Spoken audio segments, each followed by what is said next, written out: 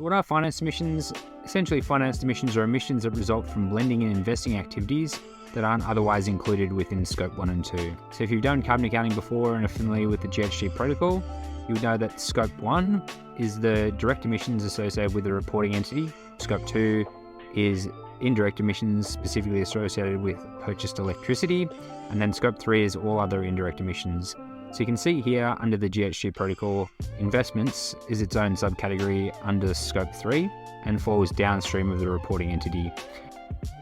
Depending on the emissions boundary that's been elected by the reporting entity, emissions might fall under Scope 1 and 2 to the extent that the organisation is using the equity method. But if they're using the financial control or operational control methods, generally the emissions associated with those investments will fall under subcategory 15 under the Scope 3 portion of the emissions assessment.